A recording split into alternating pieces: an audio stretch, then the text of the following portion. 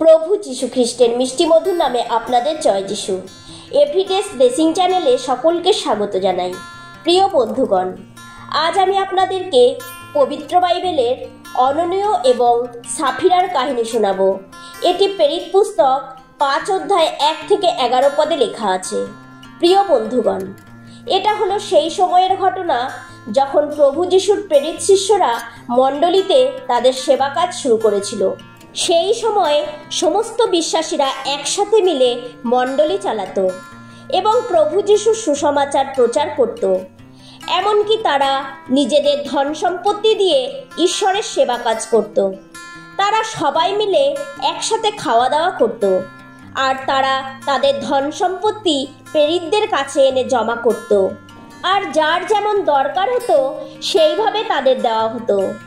এই জন্য যাদের জমি কিংবা বাড়ি ছিল তারা সেগুলো বিক্রি করে প্রেরিতদের পায়ের কাছে এনে রাখত, যেন মণ্ডলী বৃদ্ধি পায় এবং মণ্ডলীর মধ্যে সকলেই যেন সমান থাকে, যেন সকলে এক মন হয়ে পবিত্রতায় ঈশ্বরের আরাধনা করতে পারে।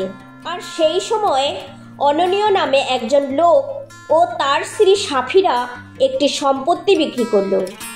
তারা সেই জমি বিক্রির কিছু টাকা নিজেদের জন্য রেখে দিল। এ কথা অননীয়র স্ত্রীও জানত, আর বাকি টাকা প্রেরিতদের দিল।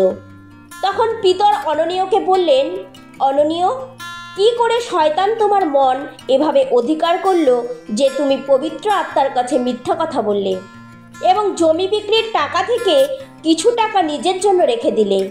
এরপর পিতর অননীয়কে বললেন, বিক্রির আগে জমিটা কি তোমারই ছিল না?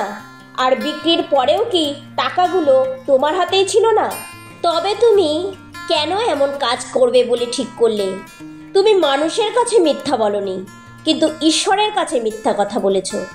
প্রিয় বন্ধুগণ, এখানে আমরা দেখতে পাই অননীয় এবং সাফিরা নিজেদের সম্পত্তি বিক্রি করলো এবং সেখান থেকে যে অর্থ পেল তা প্রেরিতদের কাছে এনে দিল।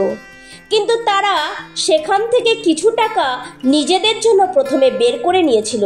পবিত্র আত্মা তাদের এই কাজ পিতরের কাছে প্রকাশ করলেন যে অননীয় এবং সাফিরা জমির কিছু টাকা নিজেদের জন্য রেখে দিয়েছে। প্রিয় বন্ধুগণ, অনেক সময় এই রকম অন্যায় বা পাপ আমরা করে থাকি।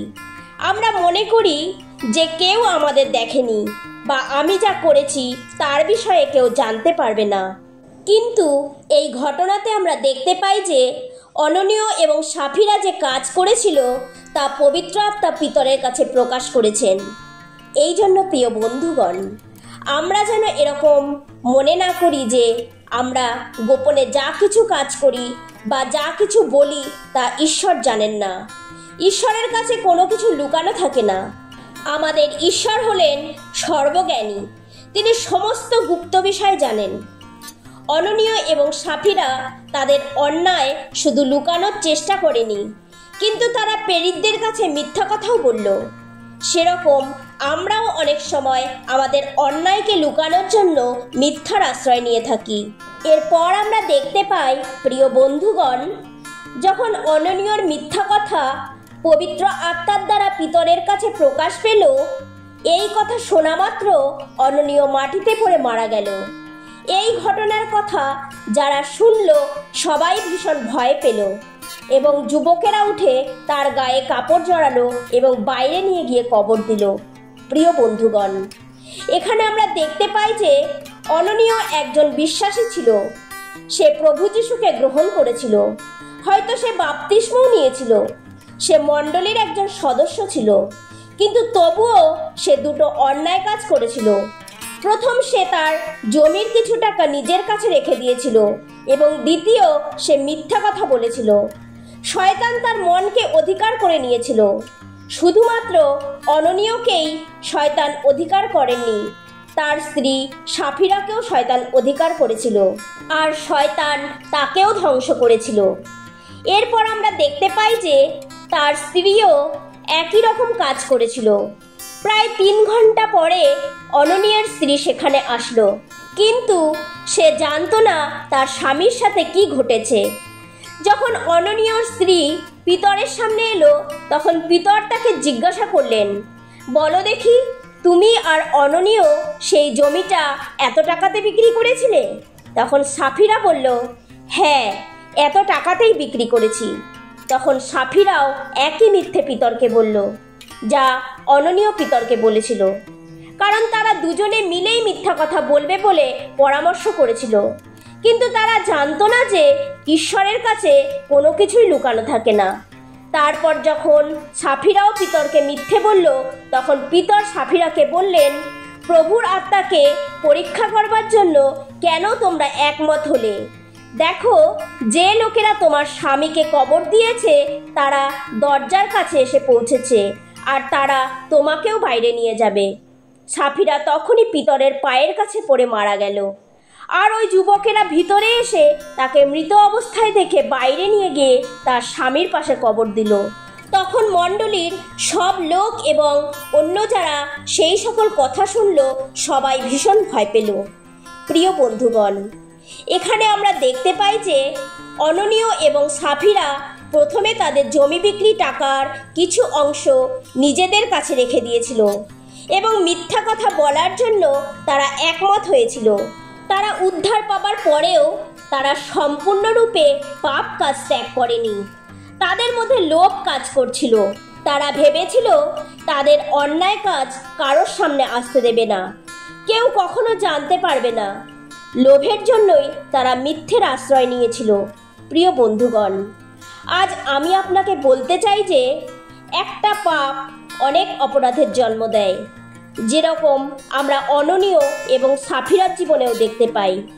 জমি বিক্রি করে তার টাকা যখন পেরিতদের দিতে হবে, তার আগেই তারা সেই টাকার অংশ নিজেদের কাছে রেখে অপরাধ করল। পবিত্র বাইবেলে যাত্রা পুস্তক 20 অধ্যায় 17 পদে লেখা আছে, কোনো কিছুর ওপর লোভ করিও না। এটা 10 আজ্ঞার মধ্যে একটি, যা ঈশ্বর আমাদের দিয়েছেন। লোভ মানুষকে অন্ধ করে দেয়, তার বিচার বুদ্ধি নষ্ট করে দেয়, যা তার ধ্বংসের কারণ হয়ে দাঁড়ায়, যেরকম আমরা এই ঘটনাতে দেখলাম। প্রিয় বন্ধুগণ, শয়তান হলো চালাক এবং ধূর্ত প্রাণী। সে আমাদের সবসময় তার জালে ফাঁসাবার চেষ্টা করে, কিন্তু আমাদের সাবধান হতে হবে যেন আমরা তার জালে ফেঁসে না যাই। আমরা যারা উদ্ধার পেয়েছি, আমরাও ঈশ্বরের সন্তান হয়েছি। আমরা তার রাজ্যের অধিকারী হয়েছি। আমরা যখন ঈশ্বরের রাজ্যের অধিকারী, তার সন্তান, আমাদের জীবনে যেন কোনো প্রকার পাপকে স্থান না দিই। পিতা ঈশ্বর আমাদের প্রভু যিশুর রক্তের দ্বারা পাপ থেকে ছাড়িয়ে নিয়েছেন, তাই পাপ যেন আমাদের উপর রাজত্ব করতে না পারে। প্রিয় বন্ধুগণ, এখানে অননীয় এবং সাফিরা শুধুমাত্র সম্পত্তির ওপর লোভ করেনি, তারা মিথ্যেও বলেছিল, সেটাও পবিত্র আত্মার কাছে। সেরকম আমরাও আমাদের একটা পাপ ঢাকা দেবার জন্য অনেকগুলো পাপ করতে থাকি। প্রিয় বন্ধুগণ, আরেকটি বিষয় আপনাকে বলতে চাই যে পবিত্র আত্মাকে মিথ্যা কথা বলা ভীষণ অপরাধ। এর পরিণাম হতে পারে খুবই ভয়ানক, যা আমরা অননীয় এবং সাফিরার সাথে হতে দেখতে পাই। যখনই তারা প্রেরিতদের মিথ্যা বলল, তারা সাথে সাথে মারা গেল। অনেক সময় আমরা নিজেদের পাপ কাজে অন্যকেও যুক্ত করি। অনেক সময় এই রকম ঘটনা খ্রিস্টীয় পরিবারের মধ্যেও হতে দেখা যায় যে স্বামী যদি অন্যায় করে বা পাপ করে, স্ত্রী তাকে আটকানোর বদলে তার কাজে নিজেও সামিল হয়ে যায়। সেরকম স্ত্রী যদি অন্যায় করে, তার স্বামী তা না আটকে তার সঙ্গ দেয়। তার মানে হলো এরা একে অপরকে সঠিক পথ না দেখিয়ে একে অপরের অন্যায় কাজে সামিল হয়। প্রিয় বন্ধুগণ, এরকম আমাদের কখনোই করা উচিত নয়।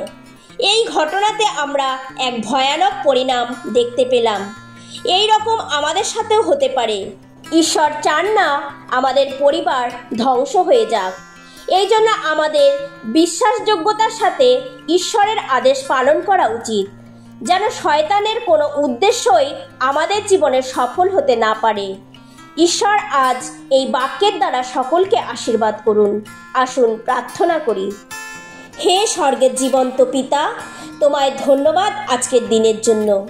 পিতা, তুমি তোমার সকল সন্তানকে আশীর্বাদ করো। শয়তানের ছল চাতুরির হাত থেকে প্রত্যেকজনকে রক্ষা করো। এই প্রার্থনা পিতা তোমার পুত্র প্রভু যীশু খ্রিস্টের নামে চাই। আমেন।